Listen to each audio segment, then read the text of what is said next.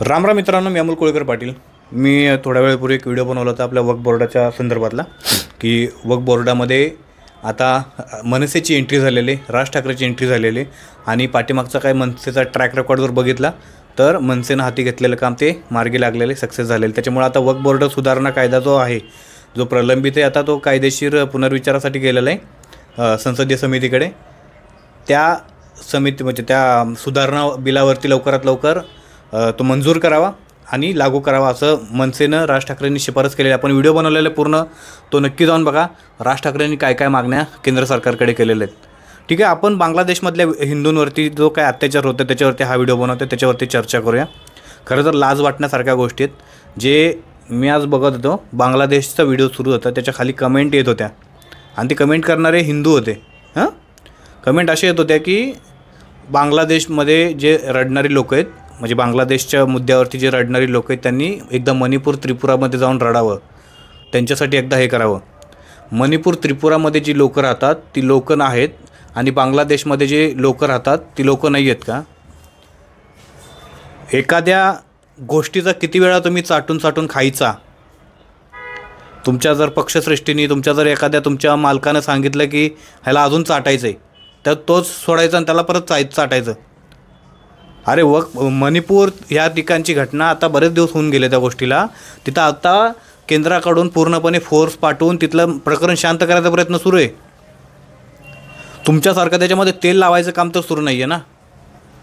आणि बांगलादेशमध्ये जे अल्पसंख्याक हिंदू आहेत, जे तुमच्याच नातेवाईकातले, तुमच्याच रक्तातले लोक आहेत, त्या लोकांच्या घरांवरती हल्ले केले जात आहेत. रात्री झोपेमध्ये असताना 50-50, 100-100, 200-200 लोक येऊन घर जाळून टाकत आहेत असल्या आतमधल्या झोपेत असलेल्या अवस्थेत लोकांना.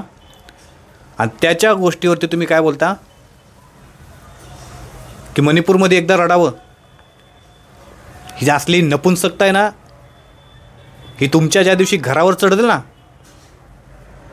त्यावेळेला तुम्हाला कळेल.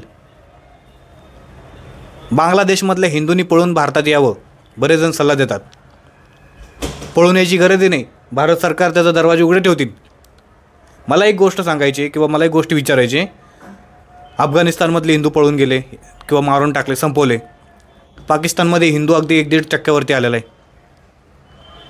बांगलादेशमध्ये आज तुमच्या डोळ्यासमोर जे निर्लज्ज लोक, जे नपुंसक लोक जे बोलत होते की काश्मीर फाईल ही झूट आहे, काश्मीर फाईल खोटी आहे, तुमच्या डोळ्यासमोर घडते बांगलादेश फाईल. डोळ्यात काहीतरी घालून बघा, मोठे करून बघा, डोळे ओपन करून बघा. भरल्या डोळ्यांनी ही परिस्थिती तुमची होणार आहे. ह्याच्यापेक्षा वाईट परिस्थिती तुमची होणार आहे. तुम्ही जर अशाच प्रकारचं जर तुम्ही पाठीमागून काहीतरी शेपूट घालून बसला तर. एखाद्या पक्षाची, एखाद्या मालकाची चाटायची व्हायचा अर्थ किती चाटायची. आणि तुम्हाला एक गोष्ट मला जाणून बुजून आठवण करून द्यायची आहे या व्हिडिओच्या माध्यमातून. इस्रायलमध्ये ज्यावेळेला त्यांचा अटॅक सुरू होता, त्यांचा आजूबाजूच्या शेजारच्या देशांवर सोबत वर्षातून 2 वर्षातून नेहमी काही ना काहीतरी होत राहतं. तिथला इस्रायलनी गाजाचा बाजा वाजवला बरोबर, आणि आता गाजापट्टी पूर्णपणे संपवून टाकले, हमासला पूर्णपणे उद्ध्वस्त करून टाकलं. आणि आता इतर बाकीचं त्यांचं युद्ध पण सुरू होतं, पण त्यांना आता थांबवण्यात आलेलं आहे. त्या इस्रायलच्या विरोधामध्ये राज्यातला, देशातला मुस्लिम समाज हा करोडोच्या संख्येने रस्त्यावरती उतरला होता प्रोटेस्ट करण्यासाठी.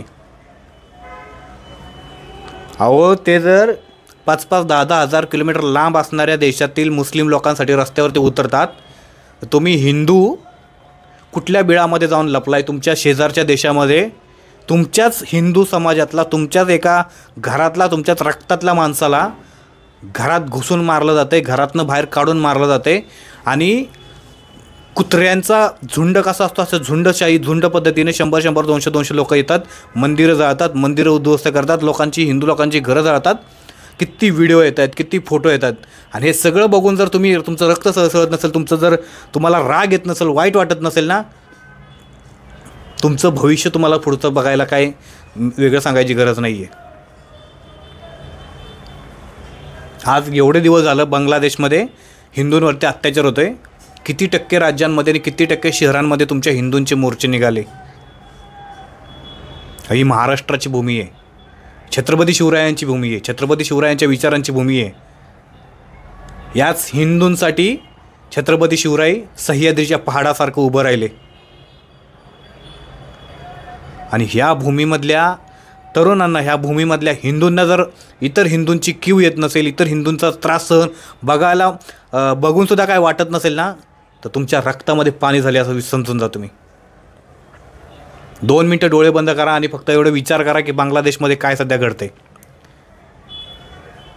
कुटुंबाच्या कुटुंब झोपलेले त्या मध्यरात्री अचानक पिसाळलेल्या म्हणण्यापेक्षा त्यांना रेगीत झालेल्या कुत्र्यांचा झुंड, 100-200 कुत्र्यांचा झुंड मनुष्यरूपी त्यांच्या घरावरती चालून येतात.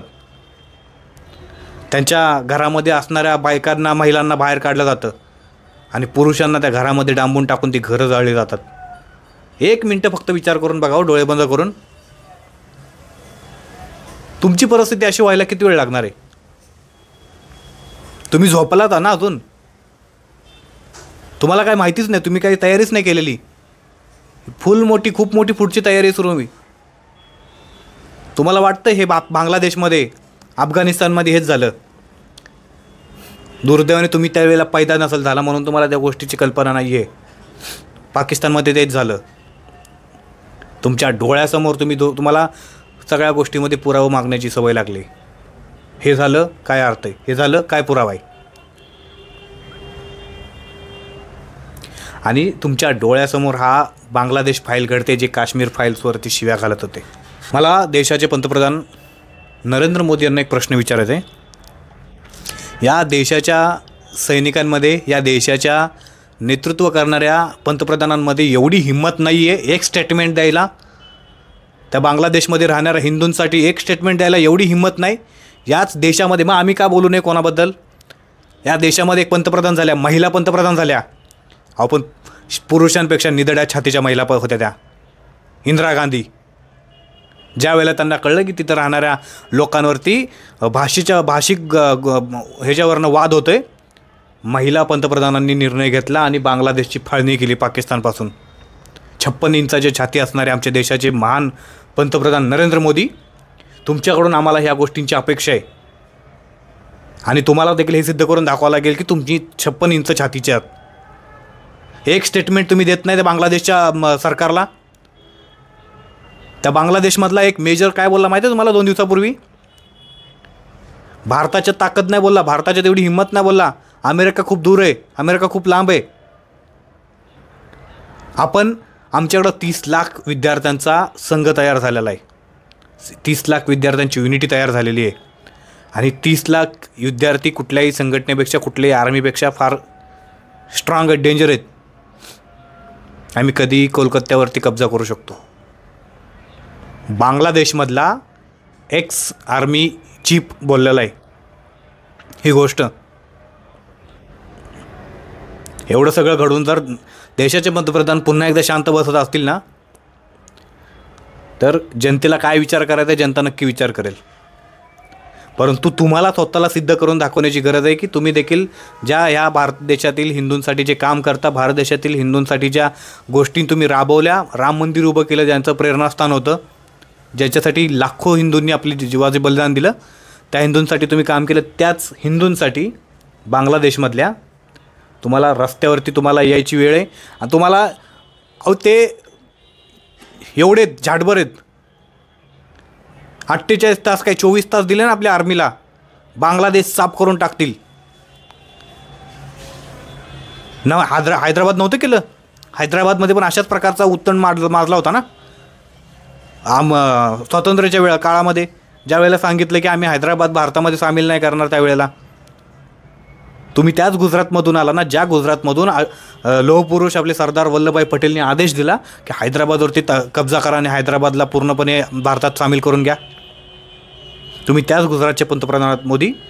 आणि त्याच्यामुळं मला वाटतं की तुम्ही हे सिद्ध करून दाखवा, ही गोष्ट तुम्ही बोलून दाखवा की येणाऱ्या काळामध्ये जर हिंदूंवरील तिथले हल्ले थांबले नाहीत, त्यांच्यावरती अत्याचार होणारं थांबलं नसेल, तर भारताला युद्ध करावं लागेल बांगलादेशसोबत. आणि जे काय माजलेले तिथले बोकडे आहेत सगळ्यांना संपवावं लागेल तिथल्या बांगलादेशमधल्या. ती हिंदूंची भूमी होती बांगलादेश, पाकिस्तान हिंदूंची भूमी होती, अफगाणिस्तानमध्ये हिंदू होते. एक करत संपत चाललेत, उद्या भारतामध्ये येणार आहेत. सुरू झाले काही ठिकाणी.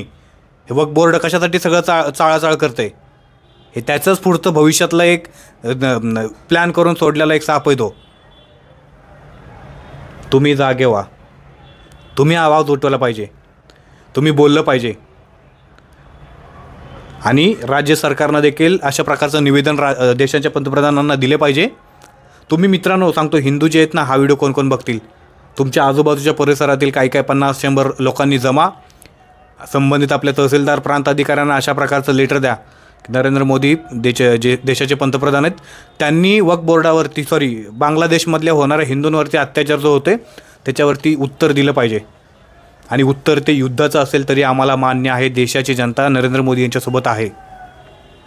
100 कोटी जनतेची मागणी, 100 कोटी हिंदूंची मागणी आहे की आमच्या शेजारच्या राज्यातल्या राष्ट्रातील हिंदूंवरती जर अत्याचार होणार असतील तर आमच्या देशाचं जे आम्हाला गर्व, आम्हाला अभिमान वाटतो अशाच आमच्या नरेंद्र मोदी साहेबांचा, त्या पंतप्रधानांनी भले युद्धाची वेळ काही येईना, त्या देशात शेजारच्या राष्ट्रातील आमच्या हिंदूंच्या बंधू भगिनींसाठी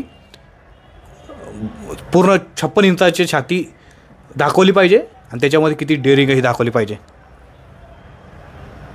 बांगलादेशमधील जे काही नंगानाच सगळ्या सध्या सुरू आहे त्याच्याबद्दल तुमचं मत आणि प्रतिक्रिया नक्की कमेंट करून सांगा. प्रत्येक हिंदूंपर्यंत हा व्हिडिओ पोचला पाहिजे. प्रत्येक हिंदूंपर्यंत त्यांना कळलं पाहिजे नक्की काय आहे ते. ही जबाबदारी मित्रांनो तुमच्यावरती सोपवते. जय शिवराय, जय मल्हार.